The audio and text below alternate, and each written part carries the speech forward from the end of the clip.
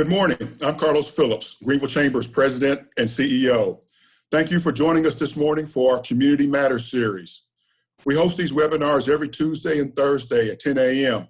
and you can find past recordings as well as the upcoming schedule at greenvillechamber.org.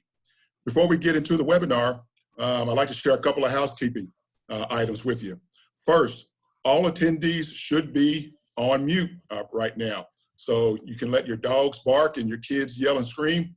You're fine. You should be on mute for a little while. And then next, feel free to submit questions through our chat feature, which you can find at the bottom of your screen. Now, on with the Community Matters program.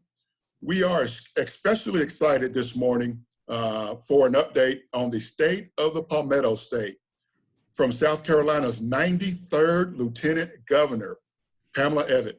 Lieutenant Governor Evette, good morning. Good morning, Carlos, and thank you to everybody in the upstate for coming into this today, and thank you for having me. Well, thanks for being here this morning. I know you have a lot going on there in Columbia right now, so we appreciate you carving out some time for today's Community Matters webcast. We're going to do our best to stuff about 10 pounds of potatoes into a 5-pound bag, but we're going to have a good show today. Let's go ahead and get started. Are you ready? I'm ready. All right, good. Top of mind for most people today is probably South Carolina's plans for reopening. Can you provide an update on what we can expect that to look like? I know Governor McMaster had an announcement yesterday where he opened a few things up, and what can we expect that reopening to look like? So again, thank you so much for having me. And yes, yesterday's press conference was, I think, made a lot of people happy. The governor has reopened the beaches. He is allowing, though, local communities to restrict where they feel is important to them to put restrictions on, and he's allowing that to happen. He is also allowing some businesses to open back up again, retail businesses, but they have to keep in mind the social distancing aspect that he put in place with our big boxes retailers that have been open now for a while. We want to make sure that we're not packing people in, getting people too close. And I think his message is one that I share wholeheartedly, is we have to unwind from all this in a responsible manner. So we want people to take ownership of themselves, make sure that they're adhering to all guidelines. If you're not feeling good, stay home.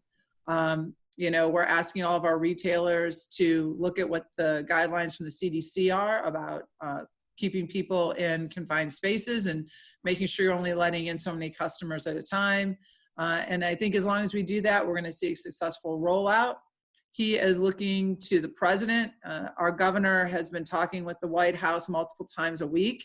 And we are step in step with what their guidelines are from a federal level and doing a phased in approach. We want to make sure that we keep confidence high. We want people to feel comfortable when leaving their homes again. And so we think by rolling this out slowly and making sure that we will achieve that confidence level. You'll see over the next few weeks, you know, we'll continue to open up more and more. We're going to do that to make sure that what we've gone through so far to keep our numbers down continues to stay in play. You know, I think one thing I want to say to people, I've been hearing so much, is that, you know, we are very blessed as a state not to have go on what we've seen in other states like New York and Louisiana. And so we've done good things here in our state, and what we've done has proved to work well for us. So let's keep that. Let's go into this with a spirit of camaraderie. That's what we want between our citizens and our businesses and government, to make sure we're all working together, because nobody wants more than us to be opened up and be thriving. I mean, our state was thriving before all this happened. And so nobody wants more of that to get back to normal than us, but we have to do it in a very controlled and methodical way. So, Lieutenant Governor, I mean, you're a business owner as well. So I know you understand the pressures of reopening of reopening our economy. How challenging has it been to strike that balance? I mean, I think you and the governor has done a wonderful job of striking that balance, but just how difficult has that been? Well, it is difficult because, being a business owner, like you said, I know the pressure of that. You're worried. Our best resource is our employees. And when you're a small to medium-sized business owner, you know those people personally. And so it's very hard to make hard decisions. You really weighs on you. It was one of the things by directive of the governor I helped with through our SC Commerce was having one portal where business could go to, because very early on, I kept remembering how frustrating it would be to go to multiple websites to figure out what's going on. When I was new and in a small business and trying to figure out how to do things, right? And so the governor said, I want to have one place where business can go, so where they can find all their answers, and let's get on that. So I worked with SC Commerce, and we came up with the COVID-19 Resource Center, to where our businesses could go to find out all of our executive orders, what was happening with the Department of Revenue, what was happening with the Department of Workforce, everything that was affecting them in one spot. As the federal government started programs like the CARES Act, we made sure we put all of those programs on there, easy to access, all the guidelines, so that business could go to one place to try to take as much anxiety away from them as we could, because we knew they were already going to have enough just trying to figure out what to do about their employees. The governor was also very mindful of how do we keep employees from panicking too, right? So we took away waiting periods for unemployment because we knew people were going to have to furlough their employees for a short amount of time.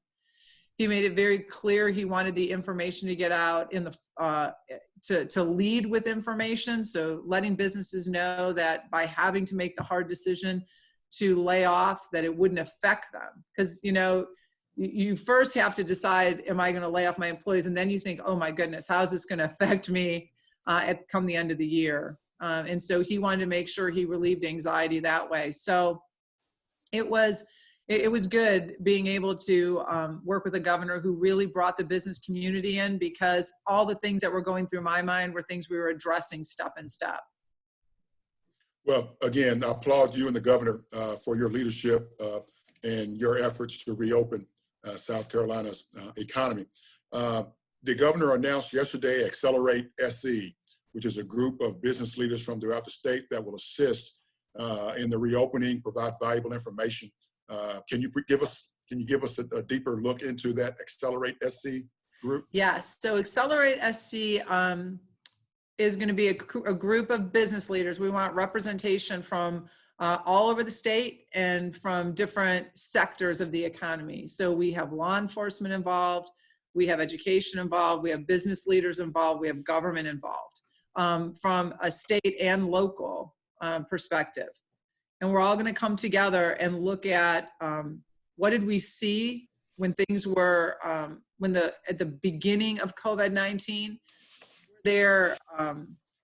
were there pieces of regulation that caused it hard for the state to be nimble, for localities to be nimble and trying to get things done and be able to operate for business? And we're going to make sure we get a perspective from our healthcare, from our educational institutions. What do we need to continue working as a team to get everything up and running? And then a different perspective. What are we learning from? What did we learn from this, right? Because we've never gone through something like this. So what do we need to do to prepare ourselves to be even better, to be even more nimble, more responsive? What do we need to get out of the way? What was outdated? And what do we need to put in place? So I'm very excited what will come of this. The governor and I talk about bringing the best and brightest to the table. It's something we were always step in step with, and our beliefs is that when you want to get something done, bring the best and brightest to the table and get their input and be able to understand where everybody's pain and heartburn came from so we can eliminate it going forward. And I think that's what Accelerate SC will do. So I'm very excited. Our first meeting is Thursday. in Columbia. We are going to practice social distancing. So we're going to be in a very big room, but we will all be together to figure out next steps and going forward. So I'm very excited for Thursday. Good. It sounds like a great group. And I know that from the Greenville area, Mayor Knox White will be participating on that task force, along with Bob Hughes, Yes. noted developer from the Greenville area as well. So glad Greenville is well represented on that committee. Yes, and I'm excited. You know, Bob carries great ideas, just as Knox does, and it'll be good for Knox to see what we went through as a very big city here as part of South Carolina. I mean, a very big part of our economy. And he will bring a treasure trove of ideas and real life experiences of how we could have better worked, maybe state and local together, and what lines of communication would we need going forward, and what was really good. Not what do we just need to change, but what worked really well and how do we enhance those things. And I think Bob has a great business perspective, so they will be valuable assets. And I think Greenville will be well represented in this group. Good. Lieutenant Governor, of course, COVID-19 is capturing a lot of the headlines and the attention right now, but there's more going on than that. We have this little thing called the census that's going on, happens every 10 years, and oftentimes it gets lost in the COVID-19 conversation. But tell us a little bit about the census and why it's so important to complete that. Well, Carlos, thank you so much. And it has gotten a little bit drowned out with the COVID-19 going on. The census kicked off April 1st. The governor asked me to chair the complete count census here in South Carolina, and we had a great plan to roll it out to the state and really do a lot better than we have in past years to get people participating and get our numbers up and get counted. I don't think people realize how important the census is and how it really plays a huge part in what we're going through right now with COVID-19. So all the federal funds, the approximately $2 billion that we are getting as a state from the federal government to combat the problems we've had here as a state with COVID-19, those numbers were generated from 2010 census numbers. And we know that we were upwards of 20% undercounted in 2010. And so as I travel the state, and you and I have talked about, there's all kinds of programs that we wish we had more money for. Roads and bridges, for education, for public transportation, for DSS, for all these great things that we rely on, for programs for our elders. Those are all, the money we're getting back from the federal government all derived from those census numbers. And so the best thing that we can do as a group and as business leaders is to make sure we're conveying that message. Make sure, first of all, we've done it ourselves. It's easier than it's ever been. We go on to www.2020census.gov. First time ever, the census has had a website that we can do it online. You can do it from your smartphone, your iPad, sitting in front of the TV at night. We have no excuse not to be able to do it. And it takes just a few minutes. But the money is the key. People don't realize it's about $3,000 per person that the state gets credit for when filling out the census. So $3,000 per person. Just take 100 people that don't do the census. Over 10 years, it equates, 100 people equate to $3 million money lost to the state. It's a lot of money, and that's just 100 people. So we want to make sure that we're getting the word out, that I'm asking all the business leaders that are on this call today to make sure that if you could send an email out to your employees to make sure they've done it, to make sure they understand the value of it, to make sure you've done it yourself, and then to help people within your family. If we all know we have older aunts and uncles and grandparents that may need help getting it done. Because through the year, we tell people, don't fill out those forms that you're not comfortable with and put them in the, and now we're telling, except this one, we want that form. So let's be good citizens and really help our own family members and our neighbors that might be cautious of what they're filling out. But the census is vitally important to business, to localities, to the state, for programs we love, and for the roads we drive on. So we want to make sure, and if you hear somebody tell you that they're worried that the information might be used for something other than the census, by law, the Census Department cannot release any data they collect for 72 years. So I think we're all pretty safe. 72 years from now, if anybody knows what I did in the 2020 census. Good. Well, Lieutenant Governor, thank you for sharing that update on the census and sharing how important it is. I hope everyone that's participating in today's webcast, if you haven't already done so, please complete that census form and submit that information. Very, very important. Let's jump, if we could, to the General Assembly. There's been a lot of questions about how that body, if that body will reconvene, and what business they can tackle if they do reconvene. Can you give us a little insight into that? Yes. So everybody probably saw the governor's letter from last week to Speaker Lucas and President Peeler. He basically said that if the General Assembly does not feel comfortable coming back before their end date of May 15th, he will call them back into session before our fiscal year ends. Our fiscal year here in South Carolina ends June 30th. He will ask them to come back in June to make sure that the budget gets approved, that we take care of all needed matters so that the government will not close down. I think we heard the governor say it multiple times that the government in South Carolina will not close. So the General Assembly will be back before the end of the year.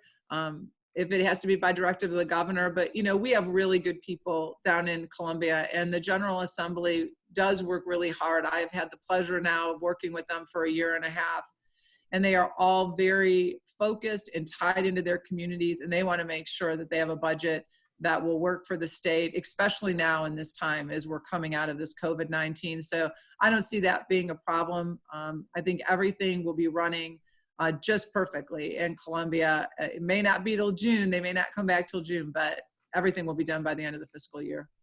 Good. All right, Lieutenant Governor, everyone seems to want to talk about reopening. That's a shock. I don't know why.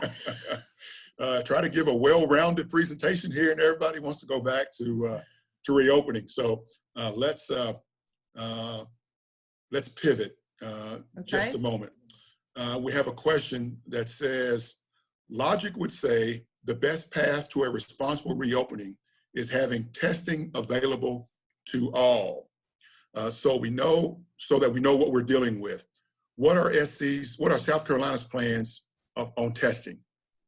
Okay, so right now, as you've heard our experts, our epidemiologists, you heard Dr. Bell. She is at the beginning of every press conference the governor has, and she really is a rock star. And what she's saying is true. We are testing, we are asking, especially in the beginning, we are only asking people to be tested that had symptoms because reagent was at short supply. South Carolina has been, like I said, step in step with other states. We have been given our allotment from the federal government from our stockpiles, and we will see testing continue to go up as we move forward. People have to remember this is a new virus. Every day we have more and more companies coming up with quicker test results, different testing, better testing. This is evolving every day. So this isn't like a test that somebody just, it's been sitting on a shelf forever and they just didn't get around to making it better. I mean, it is improving every single day, and it'll continue to keep improving. We'll continue to keep doing more testing as it becomes available. And you'll see that rolling out in the weeks to come. But we are constantly working with researchers and laboratories and looking and following the CDC's guidelines on what tests are the best to do once they're brought to market. All right. Thanks, Lieutenant Governor. And it does seem that we've got some catching up to do on the testing front, and that's going to be a challenge. That also, additional testing helps to build confidence within our consumer and business communities as well. So thanks for that update. Another question, what do you need from leadership in local communities, and where do you want local communities to defer to the state? So we have a great pipeline. You know, we have something in South Carolina that I've talked about a number of times. It's called Team South Carolina. And I always say it sounds like a great hashtag, but in South Carolina, it really is something that works well. And state leaders we work so well with your local elected offices, just like we work with the people we send to the federal government to make sure we're all step in step together. So if there are issues that you have and you're reaching out to a local leader, those local leaders, whether it be your House reps, you know, the governor stays very connected and he is talking with local representation from all around the state continuously. I am. So if you have a relationship with a House rep or a senator that you feel comfortable talking to and you want them to pass along information, you can do that. Your elected leaders, mayors, city council, county council, they have direct pipelines up to us on a state level. We keep ourselves very open. You know, I have all kinds of social media. We have my emails out there, my official email. We check those every day. I think we do a great job of being responsive. So you can reach out in any way that makes you feel comfortable. But just know that, yes, we have great relationship with your local representation, and they have a direct line of communication to us. They have our cell phones. They know how to get a hold of us. If something is very pressing, they can feel very comfortable going to them. All right, thank you. Some rapid fire questions, Lieutenant Governor. This one's very important to me personally. When will salons and barbers reopen? I know. So we are looking, you know, as you can see, the governor is being very tempered on how he's moving this forward. And he's opening up retail shops because we feel that the business owners they can create social distancing, they can direct flow. We will keep continuing to move forward into businesses that have really close contact, right? Like nobody can do your hair without being really close up on you. And then, you know, how are they going to disinfect? And I think we're working through all that with the CDC. We are constantly working on the next phase. So know that there is a plan. It's coming, but we're doing it because, Carlos, like you said, confidence. Confidence is really important. We want people to be able to feel confident about returning to those businesses and know that it's been well thought out. So it's coming down the pike, and you know these plans have been in the works as this was happening. You know, you can't go in a direction without figuring out how to take yourself out of that. And so these things have been being worked on for a long time.